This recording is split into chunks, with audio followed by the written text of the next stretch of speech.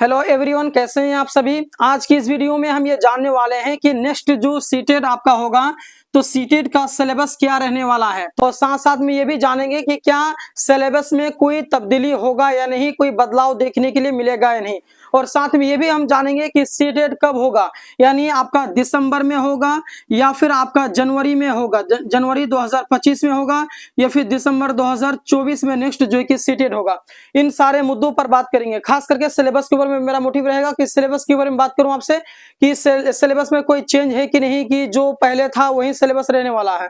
तो सबसे पहले जो है हम इसके जो पहले का जो सिलेबस है उसके बारे में आपसे बात करूंगा कि पहले सिलेबस क्या था और उसमें कितने नंबर के कौन से क्वेश्चंस आते थे।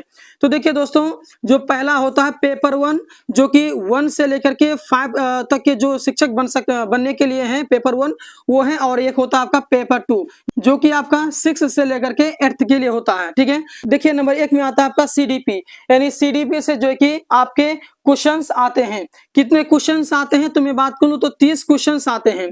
उसके बाद में आपको लैंग्वेज चुनने का रहता है, तो लैंग्वेज 1 और लैंग्वेज 2 रहता है, यानी 2 लैंग्वेज को चुनने का रहता है। तो ऐसा नहीं है कि आप लैंग्वेज 1 में जो लैंग्वेज को चुने तो सेकंड में भी वही आप चुन लें, तो नहीं हो सकता है। आपको जैसे कि लैंग्वेज 1 में आपने हिंदी को चूज किया तो आप लैंग्वेज 2 में आप इंग्लिश को चूज करें, हिंदी को चूज करें, मराठी को चूज करें। तो ऐसे 20 लैंग्वेज होते हैं, तो 20 में से कोई आप एक चुन सकते हैं। ठीक है, तो लैंग्वेज 1 भी जो है कि 30 नंबर का रहता है। उसके बाद में लैंग्वेज 2 भी आपका 30 नंबर का रहता है। ईवीएस से जो कि क्वेश्चंस आते हैं वो भी 30, मैथ से भी क्वेश्चंस आते हैं वो भी 30, यानी सभी आपके 30 नंबर का रहता है। सभी को अगर आप जोड़ेंगे तो 150 क्वेश्चन रहते हैं और 150 नंबर रहते हैं। ये पेपर 1 के लिए है, जो कि जो 1 से लेकर के 5 तक के टीचर बनना चाहते हैं तो उनके लिए रहा। ठीक है, अब मानिए कोई 6 से लेकर के 8 का मतलब कि टीचर बनना चाहते हैं, पेपर 2 का एग्जाम देना चाहते हैं, तो कैसे देंगे, उनमें क्या क्या पूछा जाएगा। तो ये सीडीपी, लैंग्वेज 1 और लैंग्वेज 2 ये आपका सेम रहने वाला, इसी प्रकार से 30-30 नंबर करके। ठीक है, 30-30 नंबर करके आपका रहेगा। ठीक है, बाकी आता है एसएसटी, सोशल साइंस या फिर मैथ साइंस। तो कौन से बच्चे जो है कि आपका मैथ चूज करेंगे या फिर मतलब ऑप्शनल रहता है ये, ऐसा नहीं है कि आप इसको चूज कर लेंगे या फिर इसको चूज कर लेंगे, नहीं।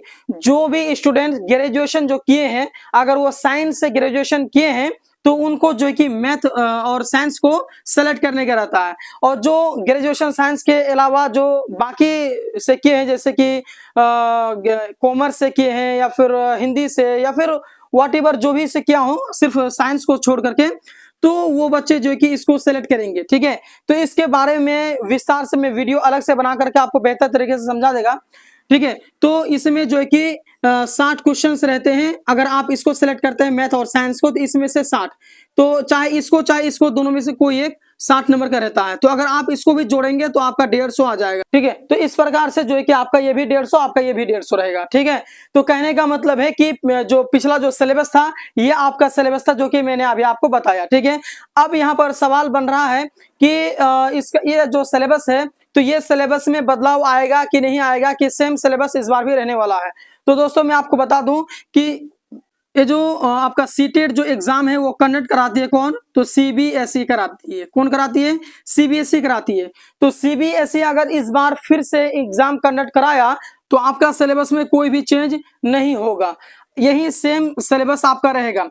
लेकिन अगर सीबीएसई ने इस सीटेट का एग्जाम को कंडक्ट नहीं कराया और ये एग्जाम चला गया एनटीए के हाथ में, किसके हाथ में, ध्यान देंगे, एनटीए के हाथ में अगर चला गया तो हो सकता है कि सिलेबस जो है आपका चेंज हो जाए, बदलाव आ जाए।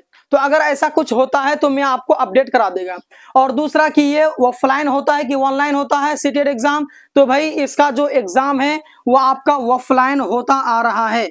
लेकिन अगर ये एनटीए के हाथ में चला गया तो हो सकता है कि ऑनलाइन भी हो जाए, इसमें कोई गारंटी नहीं है। उसके साथ साथ में मैं आपको बता दूं कंफर्मेशन के लिए कि सीटेट का जो एग्जाम है वो कब होने वाला है। क्या ये दिसंबर में होगा या फिर आपका दिसंबर 2024 में होगा या फिर आपका जनवरी 2025 में होगा। तो दोस्तों मैं आपको बता दूं कि ये जो एग्जाम है सीटेट का अभी जो होने वाला है वो दिसंबर में होने का जो कि 95% चांस है। क्यों ऐसा बोल रहा हूँ, क्योंकि ऑफिशियली तो कोई नोटिस जारी हुआ नहीं है, इसलिए मैं बता रहा हूँ कि इसका जो एग्जाम है वो दिसंबर 2024 में ही होगा।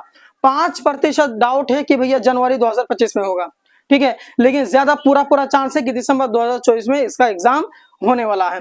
तो आप लोग कमेंट करें कि आप लोगों की तैयारी शुरू कर देनी चाहिए या फिर नहीं, कमेंट बॉक्स में जरूर बता दें। और दोस्तों मैं आपको बताना चाहूंगा कि अगर आप लैंग्वेज में उर्दू रखते हैं तो इस चैनल को आप लोग जरूर सब्सक्राइब करेंगे, क्योंकि उर्दू की बेहतर तरीके से और खास तौर पर उर्दू की तैयारी इस चैनल से कराई जाती है।